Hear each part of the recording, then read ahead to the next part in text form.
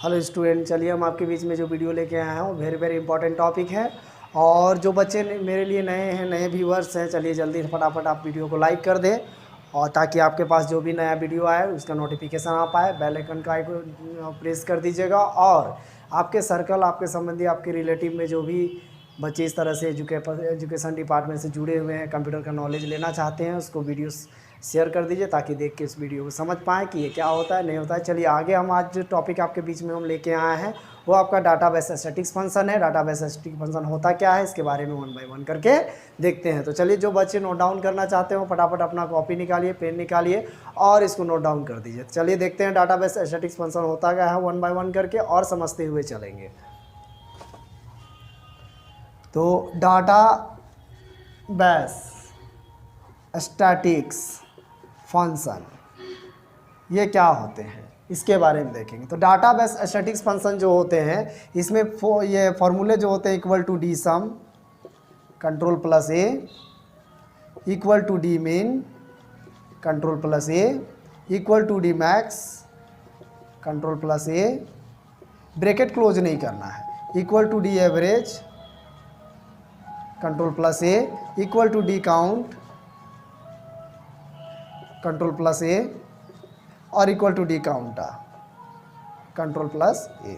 तो ये सब जो है आपका डाटाबेस स्टैटिक्स फंक्शन के अंदर जो फार्मूले आते हैं। चलिए इसका समझते हैं कि एक चीज़ बहुत सारे बच्चे को क्या क्वेश्चन होता है कि सर ब्रैकेट क्लोज नहीं करेंगे या नहीं करेंगे। तो ब्रैकेट क्लोज नहीं करना है। ब्रैकेट क्लोज का मतलब होता है फार्मूला का एंड कर देना। तो हम लोग यहाँ पर फार्मूला का स्टार्टिंग की है। अब इसके आगे क्या हम लोग का ऑप्शंस आते हैं उसको फिल कैसे करेंगे 1 बाय 1 करके हम लोग देखेंगे। तो चलिए फिलहाल हम लोग समझते हैं। और हाँ, पहले ही बता दे रहे हैं कि ये वीडियो लंबा होने वाला है, इसलिए पूरी वीडियो को देखिएगा ताकि आपको पूरी तरह से समझ में आए। क्योंकि बीच में अगर आप वीडियो को स्किप करते हैं या तो आप वीडियो को क्लोज कर देते हैं तो ये पूरी तरह से समझ में ना आएगा। तो चलिए हम लोग सबसे पहले हम लोग देखते हैं किस तरह से किस तरह का डाटा में हम लोग इसको वर्कआउट करेंगे। तो यहाँ पर मान के चलिए आपका पोस्ट है। अगर इसको नोट डाउन कर दिए हैं तो सबसे पहले हम इसको इरेज कर देते हैं। चलिए इसका डेटा हम बनाते हैं और फटाफट कॉपी में आप डेटा अपना बना लीजिएगा कि किस तरह से हम इसको करेंगे काम। तो यहाँ पर देखिए हम लोग का क्या है, ये डाटा है मान के चलिए, ठीक है। इसमें हम लोग इस तरह से कुछ, जैसे सपोज दैट एम्प्लॉय कोड लिख दिए, एम्प्लॉय कोड 1001 1002 ऐसे करते हुए आप 12 तक ले जाइए सपोज दैट। अब आगे भी ले जा सकते हैं, ऐसा कोई ज़रूरी नहीं है कि आगे नहीं ले जा सकते, आप यहाँ तक ले जा सकते हैं। अब इसके बाद आप यहाँ पर नेम लिख देते हैं, जैसे ABCDEFGHIJK, इस तरह से अपना नाम जो है आप लिख सकते हैं। जैसे 1 2 3 4 5 6 7 8 9 10 11 12 यहाँ तक लेके चलते हैं। यहाँ तक हमने ले लिया। अब इसके पोस्ट हम लिख देते हैं। पोस्ट में जैसे मेरे यहाँ जो एम्प्लॉय है वो किस पोस्ट में काम कर रहे हैं उसको लिख लिए। अब यहाँ पर क्या है, पोस्ट में MKT लिख दिए, सेल्स लिख दिए, फिर सेल्स लिख दिए, कोई MKT लिख दिए, सेल्स लिख दिए, परचेज लिख दिए, परचेज लिख दिए, सेल्स लिख दिए, MKT लिख दिए, सेल्स लिख दिए, MKT लिख दिए,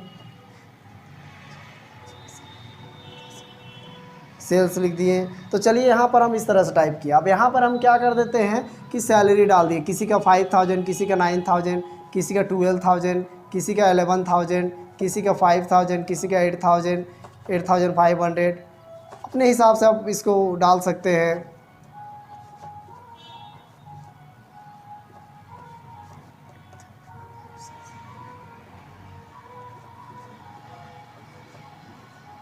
ऐसे आप अमाउंट को भर दिए। अब यहाँ पर ये डेटा को चलिए आप नोट डाउन कर लीजिएगा। कुछ भी अमाउंट डाल सकते हैं, जैसे आपको समझ में आता है उस तरह से डाल दीजिए अमाउंट को। चलिए अब इसका कुछ क्वेश्चन देखते हैं और क्वेश्चन देखने के बाद हम लोग सॉर्ट आउट करेंगे। तो मान के चलिए इस एरिया में बहुत सारे MKT थे, बहुत सारे सेल्स थे। तो कोई बोलेगा कि MKT के अंदर का टोटल खर्चा निकालिए, सेल्स के अंदर का टोटल खर्चा निकालिए। तो इस तरह से क्राइटेरिया वार जब भी फाइंड आउट करना हो तो इसका एक ही उपाय है, वो डाटाबेस स्टैटिक्स फंक्शन। तो चलिए इसका क्वेश्चन एक बनाते हैं, find total value of MKT post. तो अब इसका हम लोग सॉल्यूशन कैसे करेंगे, find total value of MKT post. उसी को टोटल करना है जो मार्केटिंग डिपार्टमेंट के अंदर है। तो सबसे पहले इसका सॉल्व अगर हम लोग करेंगे तो यहाँ पर क्रिएट क्राइटेरिया, सब फर्स्ट ऑल आपको क्राइटेरिया बनाना पड़ेगा। क्राइटेरिया कैसे होगा, तो सबसे पहले देखिए पोस्ट के नीचे क्या करना होगा, MKT, क्योंकि डाटा जब भी आप बनाए थे ऐसे था, आपका एम्प्लॉय कोड था, नेम था, पोस्ट के नीचे क्या था, MKT। उसके बाद यहाँ पर जहाँ कहीं भी, ऐसे नहीं कि उसका फिक्स एक्सेल होते नहीं, कहीं भी आप इक्वल टू डी सम कर दीजिए, क्योंकि आपको क्या निकालना है, टोटल। अगर यहाँ पर मैक्सिमम निकालना होता तो डी मैक्स, अगर मिनिमम निकालना होता डी मीन, एवरेज निकालना होता तो डी एवरेज, किसका, मार्केटिंग पोस्ट का। अगर सेल्स का बोलता तो सेल्स यहाँ क्राइटेरिया अलग से बनता सेल्स, अगर कहीं बोलता परचेज का तो पोस्ट के नीचे क्या बनता, परचेज, वो भी अलग जगह, यहाँ पर नहीं। अगर यहाँ पर बनाइएगा तो नीचे इसके संबंधित जो भी फार्मूला बैठाएंगे वो गड़बड़ हो जाएगा। तो चलिए यहाँ पर डी सम लिखने के बाद कंट्रोल प्लस जब ए कीजिएगा, चलिए तो यहाँ पर हम लोग क्या देखेंगे, जैसे कंट्रोल ए किए तो सबसे पहला फर्स्ट ऑल आपको खुलेगा डाटाबेस, फिर यहाँ खुलेगा फील्ड, फिर खुलेगा क्राइटेरिया। तो यहाँ पर क्या करना है, सेलेक्ट ऑल डाटा, जिस डाटा से आपको आंसर को फाइंड आउट करना है, सिलेक्ट डाटा, मतलब पूरे डाटा को सिलेक्ट करना है, ऑल।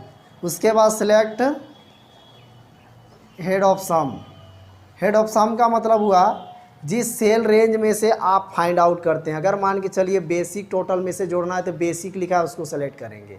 अगर MKT में कितने MKT नंबर है तो MKT का ऊपर क्या था, पोस्ट था, उसको सेलेक्ट करते। अगर किसी और को हेड करना, डाटा के अकॉर्डिंग निर्भर करता है कि जैसा डाटा उसी हिसाब से उसका हेड ऑफ सम माना जाएगा। तो जहाँ से सीधा हेड ऑफ सम का मतलब जहाँ से आप फाइंड करना चाहते हैं आंसर को, ठीक है। तो चलिए आगे यहाँ पर क्राइटेरिया में क्या लेना है, तो select criteria range.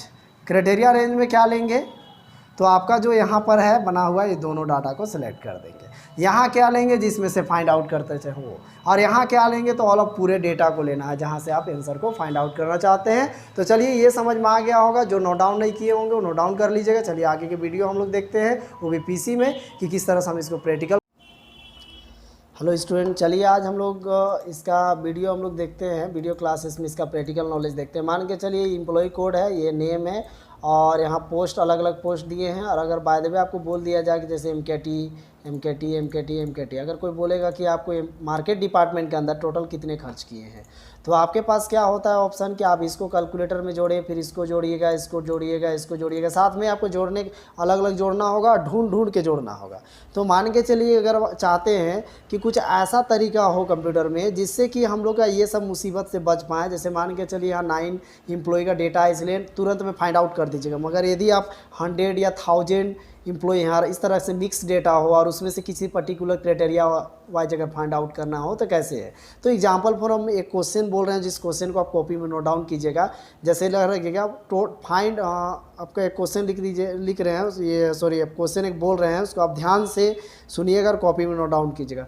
Find total value of MKT post. हमने क्या बोला, find total value of MKT post. तो चलिए मार्केटिंग डिपार्टमेंट के अंदर टोटल जो है वैल्यू उसको फाइंड आउट करना है। तो इसके लिए पहले आप क्राइटेरिया बनाएंगे, सॉल्यूशन में लिखिएगा क्रिएट क्राइटेरिया। तो ऐसे कॉपी करके आप पेस्ट कर दीजिए। इससे क्या होगा कि हूबहू डुप्लीकेट आता है, इससे किसी तरह का भी एरर होने का चांसेस 0% रहता है। तो चलिए इस तरह का ये क्राइटेरिया बन गया। अब इसके नीचे हमको टोटल फाइंड करना है, टोटल बट किसका, MKT पोस्ट का, किसी क्राइटेरिया वाइज। इसीलिए हम लोग यहाँ बैठाएंगे इक्वल टू डी सम बैठाने के बाद ब्रैकेट ओपन कीजिए, देन कंट्रोल A कीजिए। तो देन कंट्रोल A कीजिएगा तो आपका इस तरह से एक इंटरफेस खुलेगा, डायलॉग बॉक्स खुलेगा। इसमें डाटाबेस, फील्ड और क्राइटेरिया, जैसे हम आपको बोर्ड में समझाया। तो चलिए डेटाबेस में पूरा डाटा को सेलेक्ट करना है जहाँ से ये लेना है, आपको आंसर फाइंड आउट करना है। उसके बाद फील्ड में आपको हेड ऑफ सम, अगर मान के चलिए टोटल निकालना हो इसमें से, तो भाई जाहिर सी बात इसका हेड को लेना है, हम पहले ही इसका थ्योरी हम बता चुके हैं। और अगर मान के चलिए इसमें से ये देखना था कि कितना हम लोग का MKT कितने जगह लिखा हुआ है, तो पोस्ट को लेते। अगर यही चीज़ आपका नेम वाइज अगर फाइंड करना होता तो नेम को लेते, बट अभी हम लोग का डीसम निकालना है, बोले तो टोटल निकालना है, तो जाहिर सी बात है बेसिक में से ही निकलेगा, क्योंकि बेसिक डाटा ही मेरे पास है। तो बेसिक का हेड को लेना है फील्ड के अंदर।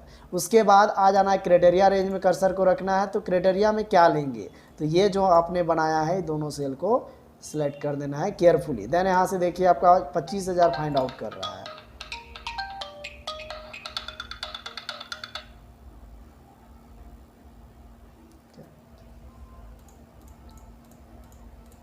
ये समझ में आ गया होगा।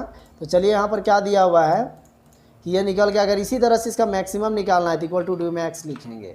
डी मैक्स लिखने के बाद कंट्रोल ए कर देंगे, सॉरी गलती लिखाया है, डी मैक्स लिख देंगे, डी मैक्स और कंट्रोल ए करेंगे। डी मैक्स लिखने के बाद जैसे ही कंट्रोल ए किए तो ये डायलॉग बॉक्स फिर दोबारा खुला। तो फिर सेम प्रोसेस अप्लाई करना है, कोई अलग नहीं। बस रह गया अगर मैक्सिमम निकालना है तो डी मैक्स लिखेंगे, मिनिमम निकालना होता तो डी मिन लिखते, और एवरेज निकालना होता तो डी एवरेज लिखते। इस तरह से देखिए आपका ओके कर दिए। तो इसमें से मार्केटिंग पोस्ट के अंदर जो सबसे मैक्सिमम वैल्यू है वो है 6900। ठीक है, इस तरह से समझ में आ गया होगा। अगर मान के चलिए आप सेल पोस्ट का निकालना है तो जाहिर सी बात है सेल्स पोस्ट और आपका मार्केटिंग पोस्ट दोनों का कास्ट अलग है, इसलिए दोबारा हम इस तरह से क्राइटेरिया बनाएंगे, ऐसे पेस्ट कर देंगे।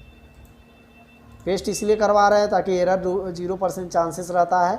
देखिए अब इसका टोटल निकालना है तो फिर लिखेंगे डी सम, बस क्राइटेरिया अलग बना। फिर कंट्रोल ए करेंगे और पूरा डाटाबेस को सेलेक्ट कर देंगे इस तरह से।